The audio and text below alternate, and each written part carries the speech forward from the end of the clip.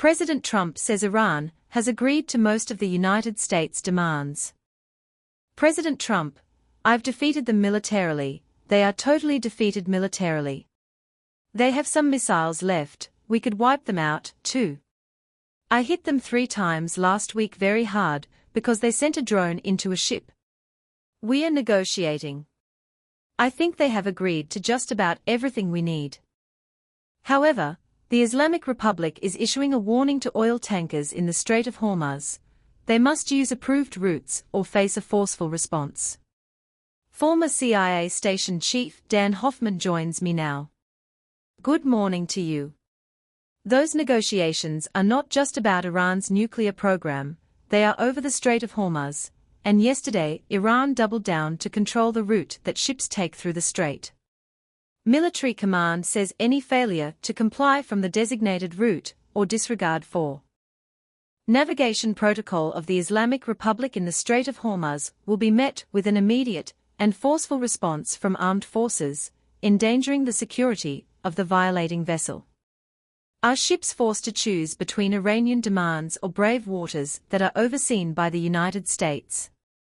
That does not feel like the free flow of commerce here. It is not quite a free flow of commerce.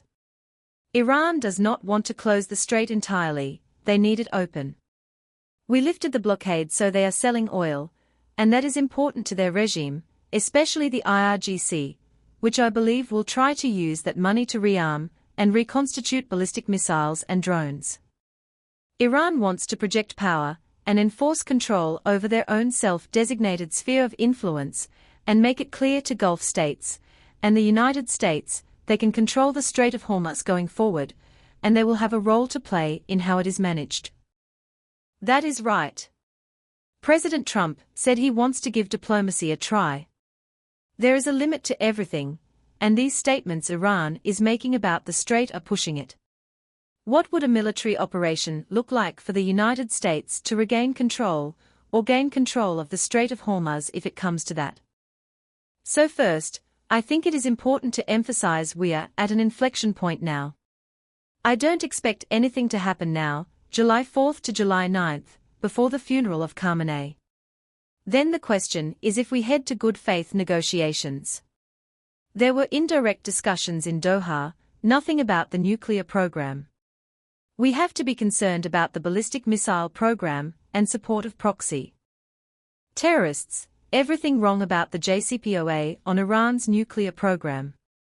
President Trump will be held accountable for delivering something better. As far as a military strike is concerned, the president was briefed this week about military options, and he chose to let diplomacy run its course for a little longer.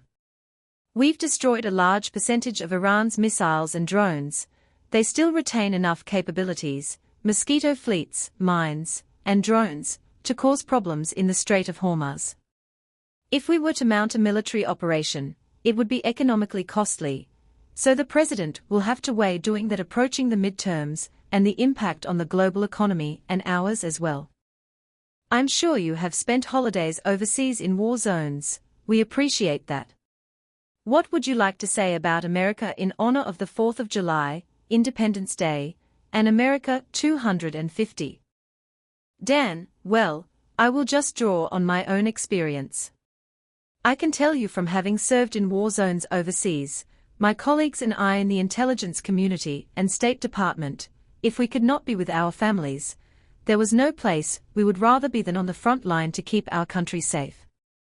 My sons and I will shoot off fireworks, but we think about our brave, patriotic servicemen and women, many in harm's way, keeping us safe so we can enjoy this holiday, which is extraordinarily special to us.